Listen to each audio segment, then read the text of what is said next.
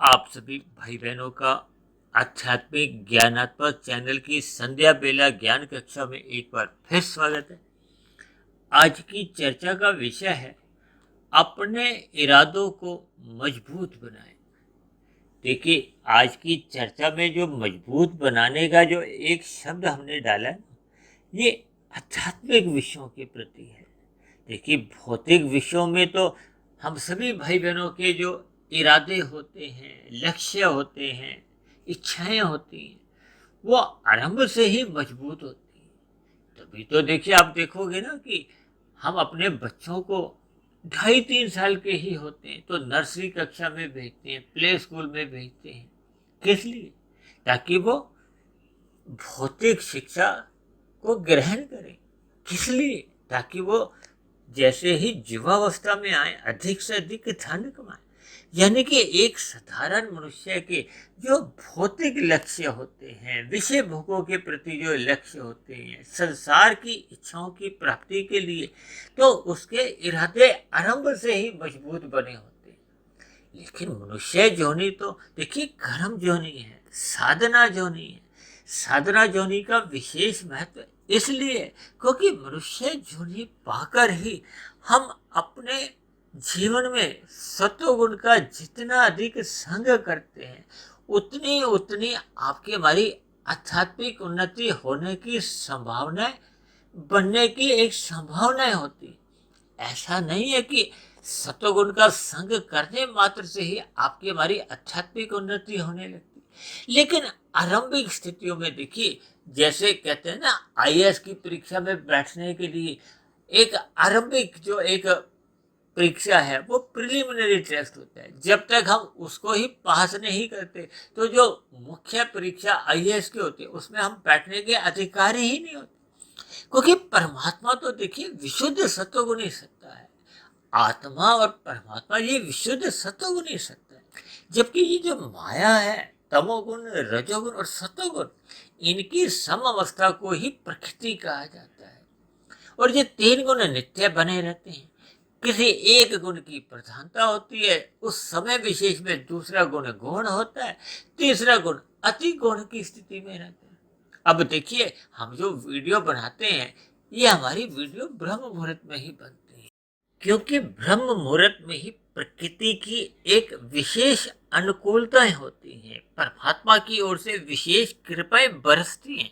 उसको अमृत बेला कहते हैं। ब्रह्म मुहूर्त, ब्रह्म शब्द परमात्मा के लिए आता है, मुहूर्त शब्द समय के लिए आता है। यानी कि प्रकृति का जो 2400 घंटे का जो एक समय है, उसमें जो 2 घंटे 40 मिनट का जो एक समय है, वो एक ब्रह्म मुहूर्त का शुद्धतम समय होता है, जिसमें आपके हमारे लिए परमात्मा से जुड़ने की एक अनुकूलताएं होती हैं। या दूसरे सरल शब्दों में आप यूं भी कहो कि ब्रह्म मुहूर्त में हम परमात्मा को जितना चाहे लूट सकते हैं। देखिए, दिन में तो एक साधारण मनुष्य रजोगुण के प्रभाव से अन्य मनुष्यों को लूटने के लिए विभिन्न तरकीबें लगाता है। यानी कि मनुष्य की देखिए भौतिक इच्छाएं अपने आप ही मजबूत बनी रहती है। जबकि दूसरी ओर आपकी हमारी जो आध्यात्मिक इच्छा होती है, उनमें देखिए मजबूती नहीं आ पाती। कभी कभी सत्संग के प्रभाव से, या कभी कभी हम कोई सात्विक साहित्य पढ़ते हैं, उसके प्रभाव से उस समय विशेष में आपके हमारे कुछ इरादे मजबूत बनते हैं। लेकिन दिन में जब रजोगुण की प्रधानता होती है, या कभी कभी जब तमोगुण की मोहनात्मक स्थितियां बनती हैं, तब ऐसी स्थिति में वो जो सात्विक इरादे बने होते हैं, वो कमजोर पड़ने लगते हैं। कभी कभी तो देखिए, समाज की कुछ आलोचनाओं से भी आपके हमारे जो आध्यात्मिक इरादे होते हैं वो कमजोर पड़ने लगते हैं। कभी कभी प्रकृति की ओर से प्रतिकूल परिस्थितियां बनती हैं। प्रतिकूल वातावरण में अपने जो सात्विक लक्ष्य हैं, उनमें कभी कभी कमजोरी आने लगती है। इसलिए हम सभी भाई बहनों को अपने मिले हुए जीवन में अपने अंतःकरण यानी कि अपने कारण शरीर में शुभ संस्कारों की, सात्विक संस्कारों की एक प्रधानता बनानी होगी। क्योंकि जैसे जैसे आपके इरादे मजबूती पकड़ने लगते हैं, उनमें सात्विकता प्रधान होने लगती है, तब ऐसी स्थितियों में जब दिन में रजोगुण की प्रधानता होती है, तब ऐसी स्थिति में आपके हमारे अंतःकरण में वो बनी हुई मजबूती ही वो रजोगुण से लड़ पाती है और अंततः मनुष्य की सात्विक स्थिति की ही जीत होती है। क्योंकि शास्त्रों में ही कहा गया, तमोगुण से 10 गुना अच्छा रजोगुण है, रजोगुण से भी 10 गुना अच्छा सतोगुण है। इसी को ही मैंने देखिए अंकों से भी परिभाषित किया है। तमोगुण 1 की स्थिति है, रजोगुण 10 की स्थिति है, सतोगुण 100 की स्थिति है। अब 1 के अंक पर काबू पाने के लिए हमें रजोगुण की स्थिति का एक सहयोग लेना होता है। इसी तरह रजोगुण पर जीत हासिल करने के लिए हमें सतोगुण की स्थिति बनानी होती है। देखिए सतोगुण तो 100 की स्थिति है, यदि सतोगुण रजोगुण से हार जाता है तो इसका अभिप्राय क्या है कि सतोगुण उस समय विशेष में या आपके हमारे अंतःकरण में वो न्यून स्थिति में है और रजोगुण की जो एक स्थिति है वो मजबूत स्थिति में।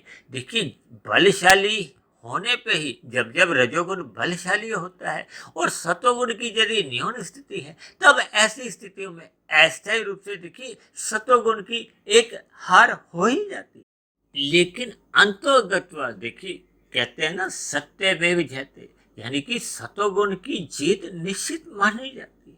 इसलिए जब जब आपके हमारे जीवन में देखिए आर्थिक मुसीबतें आती हैं या प्रकृति की ओर से जो वातावरण की कुछ प्रतिकूल परिस्थितियां बनती हैं या अन्य मनुष्यों का सहयोग मिलने की बजाय उनकी ओर से कभी कभी देखिए कुछ अवरोध भी उत्पन्न होते हैं, तब तब आपको हमें अपने तन मन के स्तर पर परमात्मा की एक सम्मुखता बहुत अधिक बढ़ानी होती है। हमें अपने इरादों को डगमगाने नहीं देना।